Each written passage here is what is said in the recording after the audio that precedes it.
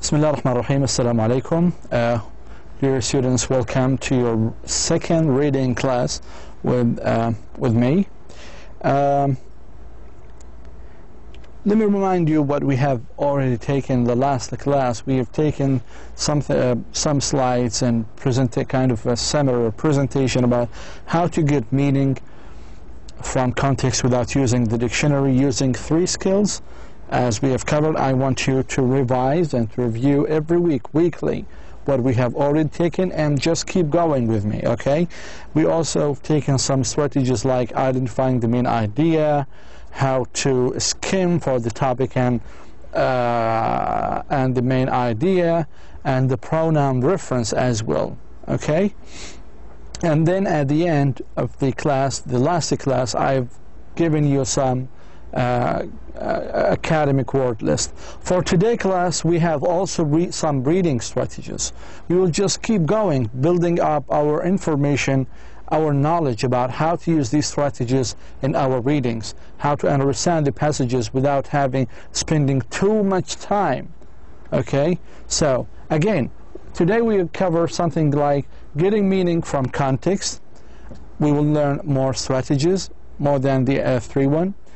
We have already taken the last class. Second, we will also have a slide about identifying the main idea, identifying supporting details, skimming for the topic and main idea, understanding italics, understanding contrast, and understanding scanning strategies. All of these are strategies that you can use to develop your reading comprehension. Let's move on. Getting meaning from context. Here are another 3 ways that will help you to guess new words. The last time we said punctuation and a clue in another sentence, as well as the surrounding words. But for today, we have new strategies. The first one, the words for examples, like for instance, such as, and among them, examples will help us to understand the meaning of new words. As you can see, these are some keys to understand the meaning of new words. Let us take this example, for example. Almost 4 billion people will be living in the cities in developing countries, such as India and Nigeria. Well, some of you may ask, what developing countries means? It is unfamiliar words maybe. Well, last time we have said that punctuation might be one of the ways, or maybe clue words, or maybe some clue words in other sentences or in the same sentence, or maybe surrounding words. But here we have a sign. We have a way to know the meaning by circling such as. Such as means, for example, like, as, okay? So India and Nigeria means developing countries, means not rich countries, okay? Not rich country. So when you look at India and Nigeria, you know these are poor countries, right? Al-Hind wa Nigeria بلدان فقيرة, so we call them بلدان نامية, developing countries. So this is one way. Let us move.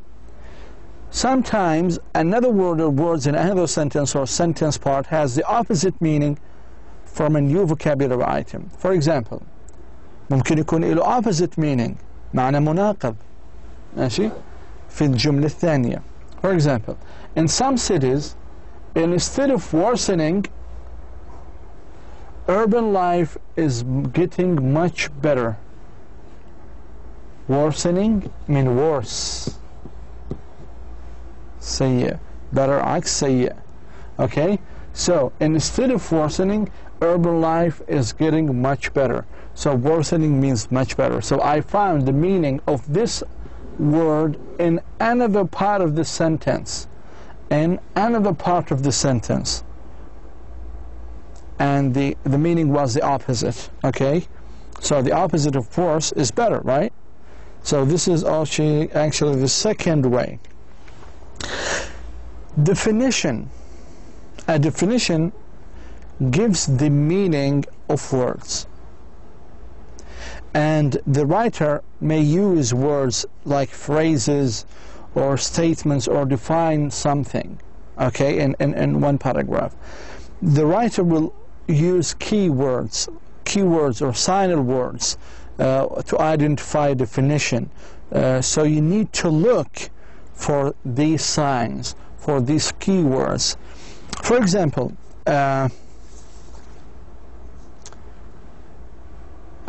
these keywords like, for example, is,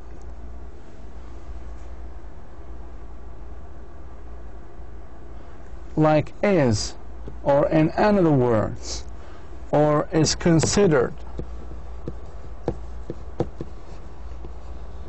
or is known as.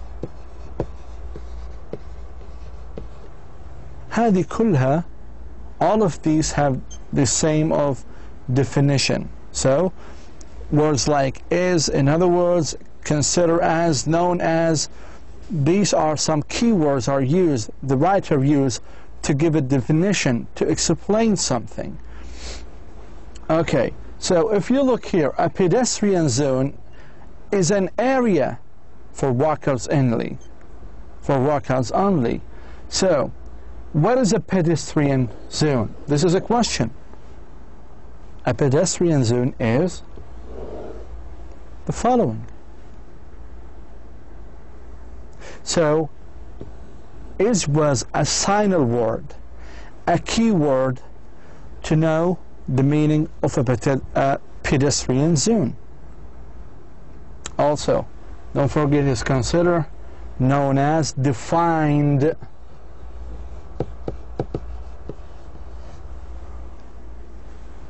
All of these are keywords, okay?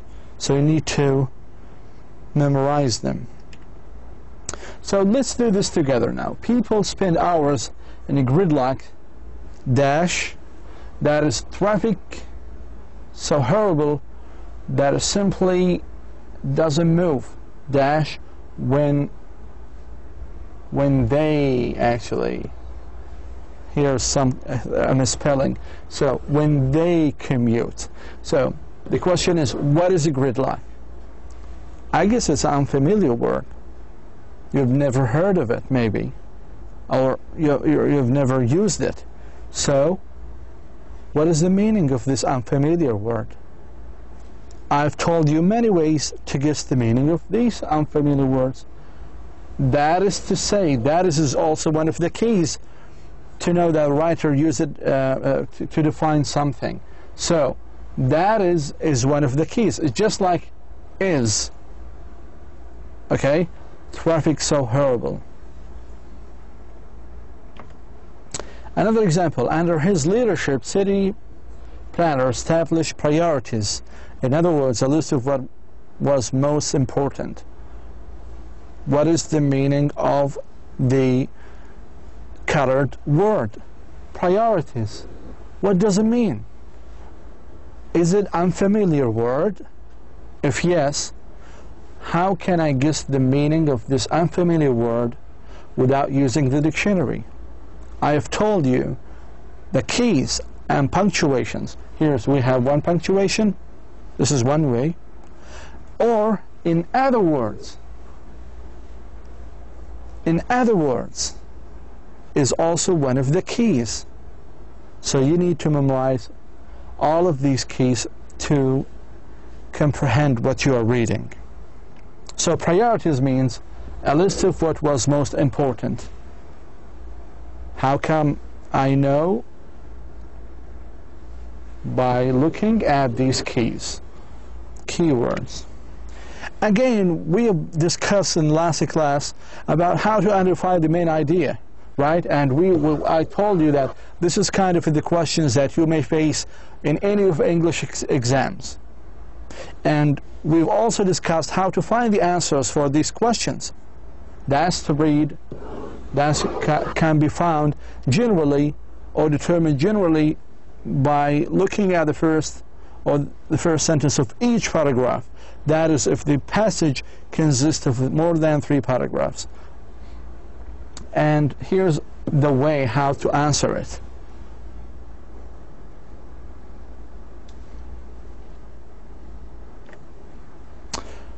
And today we're going to add something new to the main idea, which is supporting details.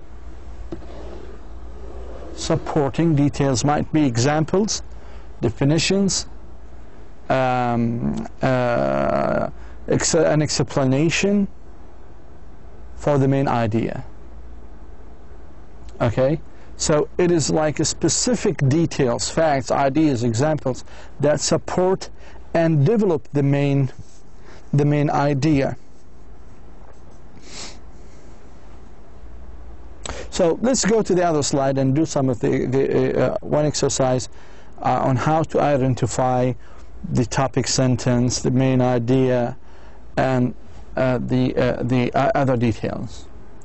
So in this example, I'm going to identify the main idea and the conclusion and the first points and so on and so on.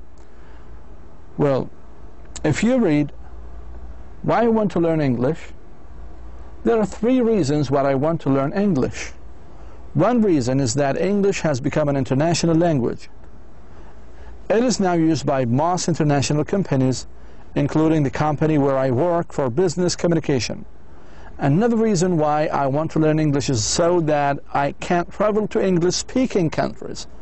The United States, England, Australia, and many other countries all use English as their primary language. Finally, I want to learn English because I plan to move to the US in the future.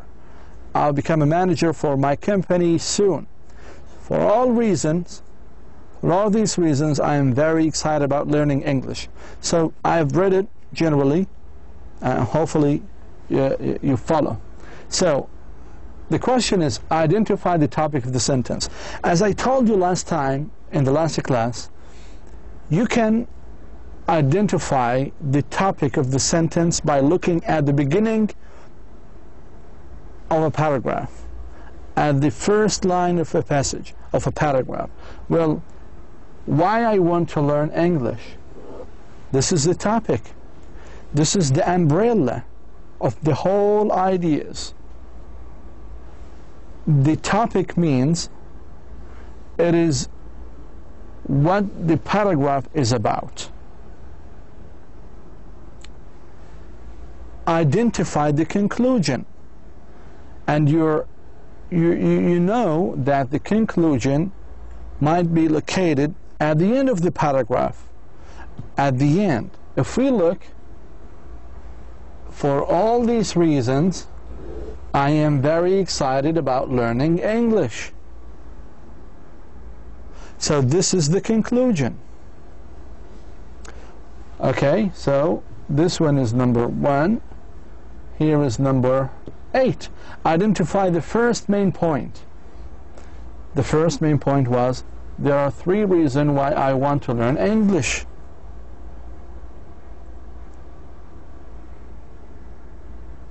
And the first and the second main point. So this is number 2, right here, right?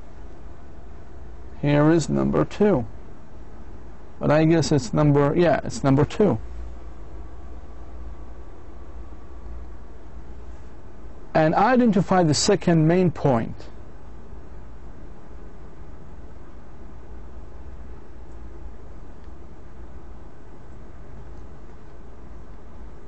Then identify the third main point. I want you now to do it by yourself. And then he asks you about to identify the support detail for the first main point. The first main point was that one reason is that English has become an international language. Right? So this is the one supporting detail for the first main point. Okay? Identify the support detail for the second main point. Then identify the support detail for the third main point. I want you to do it by yourself. I just do it once, and then you follow me. You do it, okay? You repeat after me. So because I want you to learn. If you actually get confused about how to answer these questions, you just can meet me online on a Blackboard and we can share the answers, okay? Understanding italics. And italics, it is used for two purposes in writing and reading. One, for emphasis, for the purpose of emphasizing an idea or maybe a name or maybe an information. So if you look at this example right here, overcrowding is a huge problem in that city. Is a huge, just imagine this in italics. Italics means it's written like this way, imala. This is italics. So if you write it a huge, it should be like this.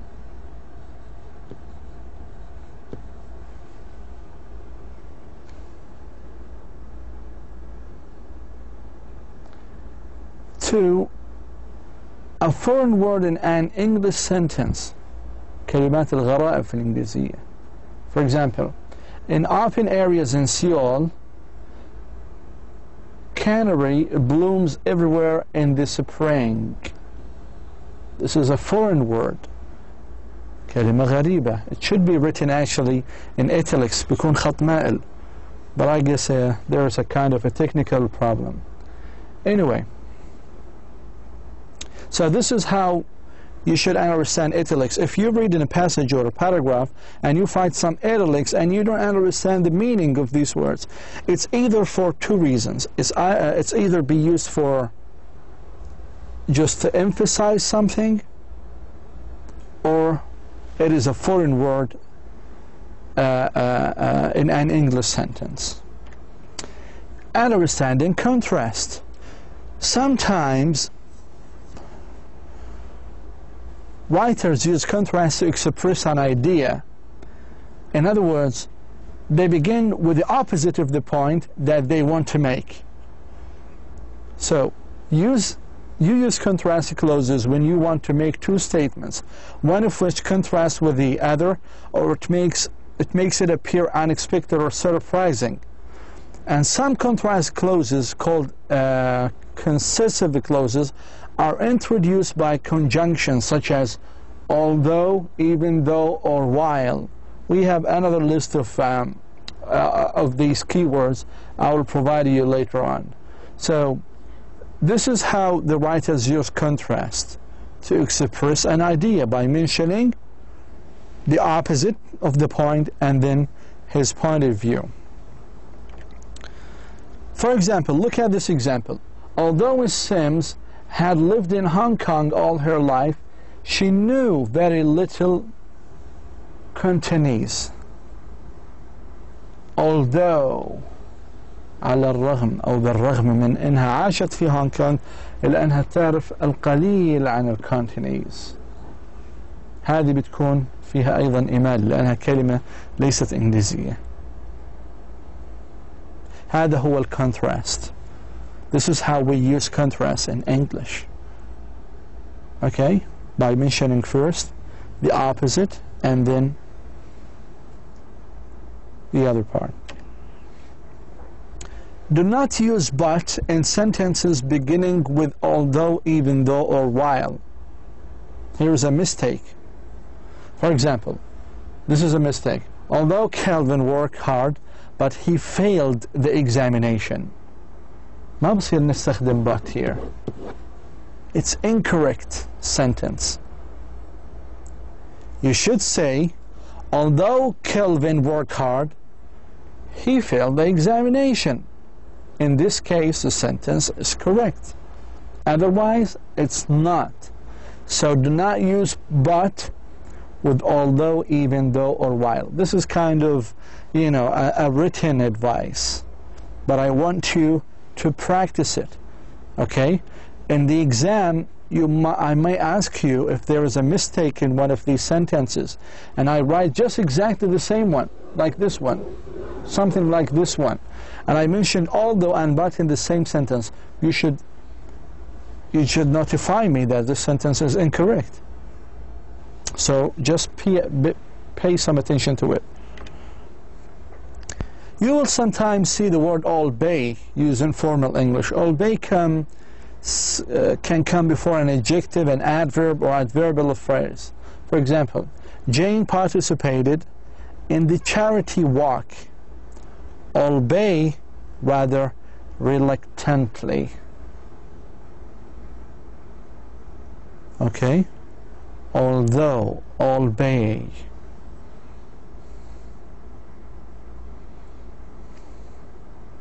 So we have covered so many things so far in this class. We have started with how to get meanings from a context without using the dictionary, how to know the meaning of unfamiliar words through examples, definitions, and so on and so forth. And I have provided you with some keys, and then we have covered how to identify the main idea, and then we have had an example about how to find out the topic sentence, the topic, and I actually wanted you to do it at home now. Just do it. And we have just covered how to understand italics, and we said that italics is used for two purposes. First of all, is the first use is for emphasizing, to emphasize, for emphasis, and the other one is that this word is actually belong to another language, to a foreign language, rather than English. And finally, we have covered the use of the understanding of contrast.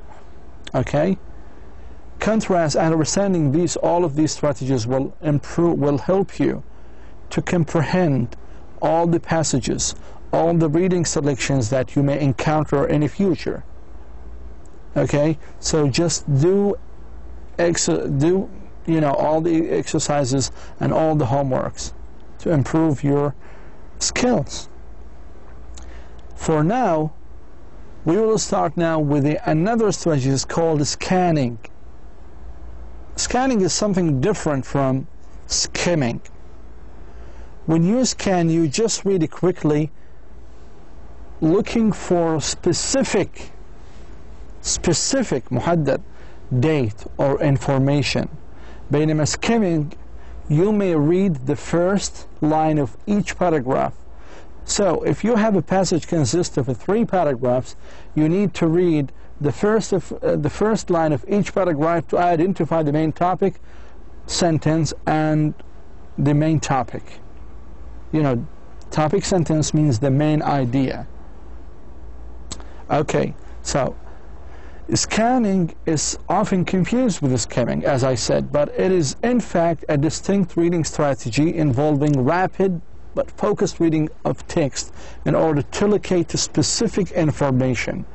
For example, looking for particular details such as dates, tawarikh, names, اسماء, or certain types of words, مثل italic words. So it's a processing print at a high speed while looking for answers to specific questions. When you scan, you must begin with a specific question which has a specific answer. Scanning for information in this way should be both fast and accurate. Fast and accurate. لأنه there is no need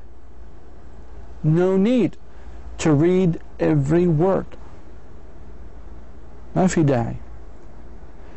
In the following examples, I guess, we will be looking for answers using the strategies, the scanning strategy. Let's move on. Let's do it now again. Okay. Now, there is no need to read the whole example. Just look for the question.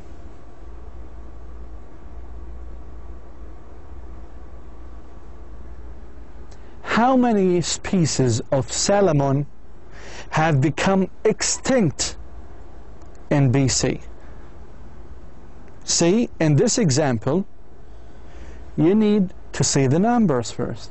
27, 31, 137, 137, 142. If you look at the question itself, species of salmon. Sorry, clear drawings, clear. Okay, species of salmon. Okay, I ask you now to go back to the paragraph, to the passage itself, and find something related to it, something similar. طيب لما نطلع على الباراجراف الآن بدنا نشوف إشي similar.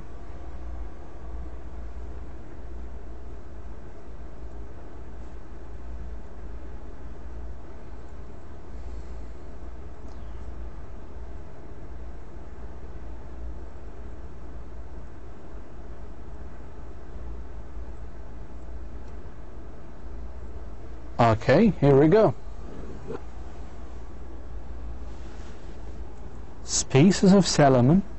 Species of salmon. Is there any number? Yes, it's right here. So the answer is D. So, as you just said, I didn't read every single word. I was just looking for the word salmon, species of salmon. And this equation is asking about a number.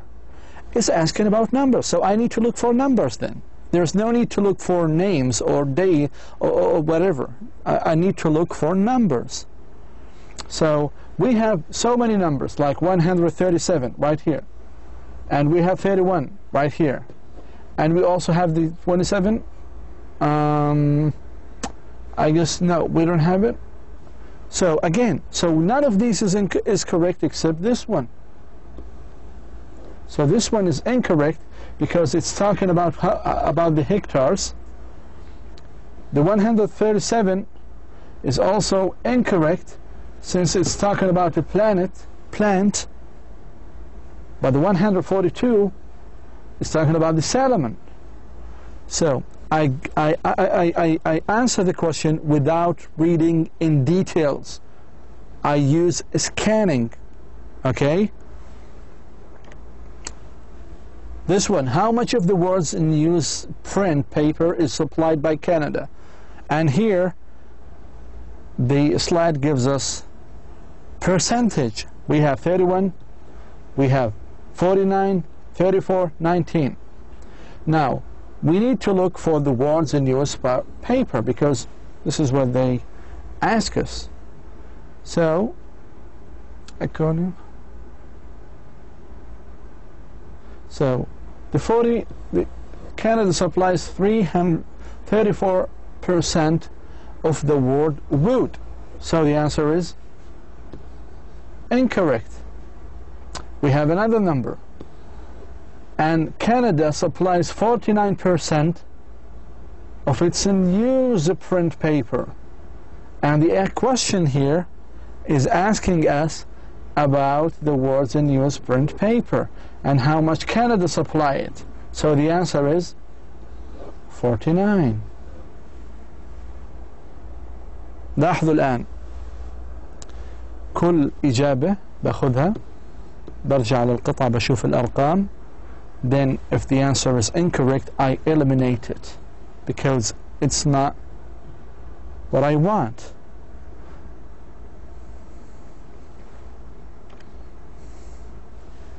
See how we have like 3, 6, 9 lines. If I want to read the whole passage, I will take like 10 minutes. But I just want to read the question. Just read it. What drug can be obtained from a relative of hemp? What kind of drugs? So I need to look for drugs now. The word of drugs, because the whole thing is talking about hemp. So just look for drugs now. Okay, we have here. So a movement to be banned the drug marijuana. Cocaine is not mentioned. Heroin is not mentioned. Amphetamine is not mentioned. Marijuana is mentioned. So the answer is marijuana. كيف عرفت? Because I was looking for a drug in the whole passage. And then I found it here and it's talking about the marijuana. Drug marijuana. أنا ما قرأت ولا شيء من القطعة. I was just looking for keywords. هذه 9 أسطر ممكن أجد الإجابة خلال ثواني. So there is no need to read the whole passage. This is what we call scanning. I want you, today class is short since there is a lot of exercises and homework. I want you to do it. Okay? So for today, I want you to do the whole, the following exercises. Do chapter 2, exercise 4, page 26. Chapter 2, exercise 6, page 29. Chapter 2, exercise 2, page 34, 35, 36. Chapter 2, exercise 4, page 37. Again, in this class, we have covered the following. We have covered how to get meaning from the context without using the dictionary, how to name the meaning of an unfamiliar word by using, just by looking at definition, punctuation, surrounding words, examples, all of these. And then we have covered something, the strategies of identifying the main idea, the supporting details, and the topic sentence. And we have had actually one example. I want you to do it at home. Then we have talked about understanding italics, the use of italics. We have 2 uses for it: the purpose, the purpose of emphasizing, and the purpose for, it indicates that a word is a foreign word from one language. And understanding also the contrast strategy. And we have finally used the strategy of scanning, which is very important. It is used for dates, for names, to look for specific information.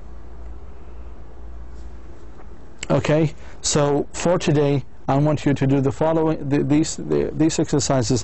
Thank you so much for listening. I will see you next time. Wassalamu alaikum.